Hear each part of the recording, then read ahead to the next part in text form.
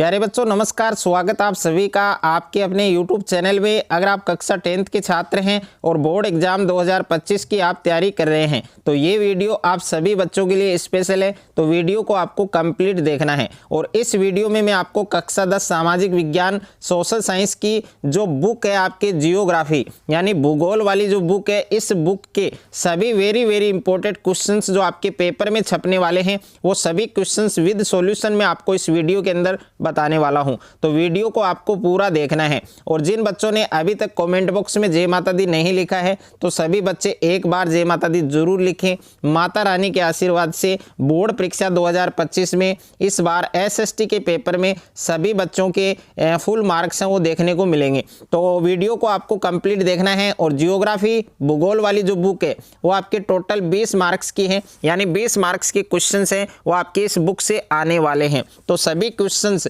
जो आपके पेपर में छपने वाले हैं सभी प्रश्न विद सॉल्यूशन में आपको इस वीडियो के अंदर बताने वाला हूं। अगर आपने इस वीडियो को कंप्लीट देख लिया तो 20 नंबर है वो आप पक्का कर सकते हैं।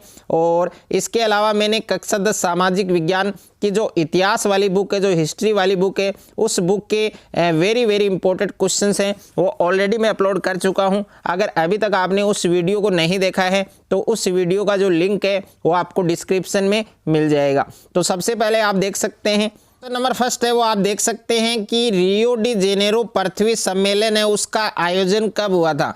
तो रियो डी जेनेरो पृथ्वी सम्मेलन है उसका आयोजन है वो कब हुआ था। तो इसका सही उत्तर है वो आपके क्या होगा 1992 में, यानी 1992 में रियो डी जेनेरो पृथ्वी सम्मेलन है उसका आयोजन हुआ था। तो इस क्वेश्चन को आपको अच्छे से तैयार करना है। उसके बाद में क्वेश्चन नंबर 2 है आपकी कि पुस्तक है और उस पुस्तक का नाम है आपके स्मॉल इज ब्यूटीफुल, यानी स्मॉल इज ब्यूटीफुल। इस पुस्तक के लेखक कौन है तो उस लेखक का आपको नाम बताना है। तो उस लेखक का नाम होगा आपके सुमेसर। ओके, ये आपको ध्यान रखना है। उसके बाद में क्वेश्चन नंबर 3 है आपके कि भारतीय वन्य जीवन रक्षण अधिनियम है वो कब लागू किया गया। तो भारतीय वन्य जीवन अधिनियम है वो आपके कब लागू किया गया था। तो इसका करेक्ट आंसर क्या होगा आपके 1972 में। ओके, यानी भारतीय वन्य जीवन रक्षण अधिनियम है वो कब लागू किया गया था। तो कब लागू किया गया आपके 1972 में, यह आपको अच्छे से याद रखना है। उसके बाद में नेक्स्ट है आपके क्वेश्चन नंबर 4। क्वेश्चन नंबर 4 आपको दे रखा है कि राष्ट्रीय उद्यान से संबंधित प्रश्न, और इसमें एक प्रश्न आपको पक्का मिलने वाला है, यानी बोर्ड परीक्षा 2025 में इससे रिलेटेड एक क्वेश्चन है वो आपके 100% आने वाला है। सेम टू सेम छपने वाला है पेपर में आपके कि कौन सा राष्ट्रीय उद्यान भारत के किस राज्य में स्थित है। तो क्वेश्चन है वो आपके इस प्रकार से आएगा कि कार्बेट राष्ट्रीय उद्यान है वो भारत के किस राज्य में स्थित है, उत्तराखंड में। यह आपको अच्छे से याद रखना है। और सुंदरबन राष्ट्रीय उद्यान है वो भारत के किस राज्य में स्थित है, पश्चिम बंगाल में। तो इसको भी आपको अच्छे से याद रखना है। और जो बांधवगढ़ राष्ट्रीय उद्यान है, यानी बांधवगढ़ राष्ट्रीय उद्यान है वो भारत के किस राज्य में स्थित है, मध्य प्रदेश में। और सरिस्का बाग रिजर्व है वो भारत के किस राज्य में स्थित है, राजस्थान में। और पेरियार बाग रिजर्व है वो भारत के किस राज्य में स्थित है, केरल में। और काजीरंगा राष्ट्रीय उद्यान है वो भारत के किस राज्य में स्थित है, असम में। तो इन सभी को आपको अच्छे से तैयार करना है। एक नंबर वो आप पक्का कर सकते हैं क्योंकि एक क्वेश्चन है 1 नंबर का वो आपके पक्का आने वाला है। तो अच्छे से आपको तैयार करना है। उसके बाद में नेक्स्ट है आपके क्वेश्चन नंबर 5 जो आपको फिल इन द ब्लैंक्स में दिया गया है, रिक्त स्थान में दिया गया है कि रिक्त स्थान और को सुनहरा रेशा कहा जाता है। तो सुनहरा रेशा है वो किसको कहा जाता है, जूट को कहा जाता है। अच्छे से आपको याद रखना है कि जूट है उसको हम सुनहरा रेशा कहते हैं। उसके बाद में क्वेश्चन नंबर 6 है आपके कि भारत की जो मुख्य खाद्यान्न फसल है, तो भारत की मुख्य खाद्यान्न फसल कौन सी है, चावल। तो ये भी आपको अच्छे से याद रखना है। इस रिक्त स्थान में क्या आएगा आपके चावल, यानी चावल है वो भारत की एक मुख्य खाद्यान्न फसल है। और उसके बाद में क्वेश्चन नंबर 7 है आपके कि भारत में सूती वस्त्र का पहला कारखाना है वो कब लगाया गया। तो भारत में सूती वस्त्र है उसका पहला कारखाना है वो कब लगाया गया था। तो 1854 में। इसका सही उत्तर क्या होगा, 1854। यानी भारत है उसमें सूती वस्त्र का पहला जो कारखाना है वो कब लगाया गया, 1854 में। उसके बाद में क्वेश्चन नंबर 8 है आपके कि SAIL का पूरा नाम लिखिए, यानी इसका आपको विस्तार से आपको इसको बताना है SAIL क्या है। तो SAIL का पूरा नाम क्या है आपके स्टील अथॉरिटी ऑफ इंडिया। ये आपको अच्छे से याद रखना है कि सेल का पूरा नाम क्या है, स्टील अथॉरिटी ऑफ इंडिया। इसको आपको अच्छे से याद रखना है, वेरी वेरी इंपॉर्टेंट है। उसके बाद में क्वेश्चन नंबर 9 है आपके कि किस रेशे को गोल्डन फाइबर कहा जाता है। तो किस रेशे को गोल्डन फाइबर के नाम से जानते हैं, या फिर किस रेशे को गोल्डन फाइबर कहा जाता है, तो कौन सा रेशा है, जूट। ओके, और जूट को गोल्डन फाइबर कहा जाता है। उसके बाद में नेक्स्ट है आपके क्वेश्चन नंबर 10 आपको दे रखा है कि रिक्त स्थान को राष्ट्र का आर्थिक बैरोमीटर कहा जाता है। तो राष्ट्र का आर्थिक बैरोमीटर है वो किसे कहा जाता है, तो राष्ट्र का आर्थिक बैरोमीटर है वो किसे कहा जाता है, किस व्यापार को कहा जाता है, अंतर्राष्ट्रीय व्यापार को राष्ट्र का आर्थिक बैरोमीटर है वो कहा जाता है।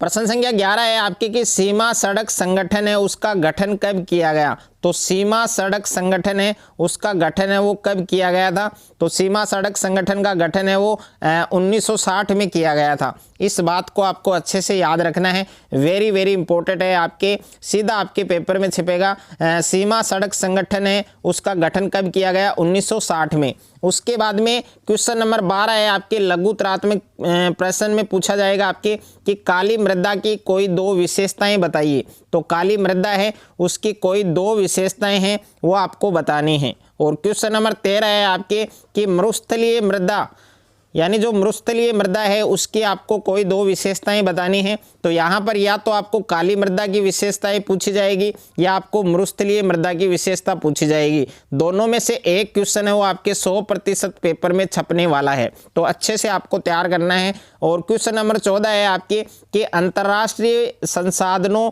का अभिप्राय स्पष्ट कीजिए। तो अंतर्राष्ट्रीय जो संसाधन हैं उनका अभिप्राय आपको स्पष्ट करना है कि अंतर्राष्ट्रीय संसाधन क्या है। ओके, इसकी क्या परिभाषा है, तो इसके बारे में आपको क्वेश्चन है वो आपको पूछा जाएगा।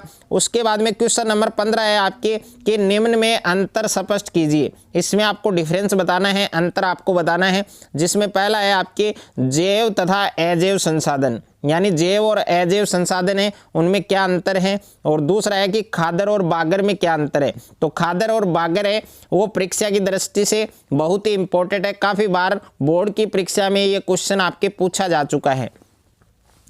क्वेश्चन नंबर 16 दे रखा है आपके कि भूमि निम्नीकरण को नियंत्रित करने के उपाय लिखिए। तो भूमि निम्नीकरण को नियंत्रित करने के क्या क्या उपाय हो सकते हैं, तो वो सभी उपाय आपको अच्छे से याद रखने हैं। और क्वेश्चन नंबर 17 है आपके कि वनों से प्रत्यक्ष रूप से प्राप्त होने वाले 4 संसाधन लिखिए।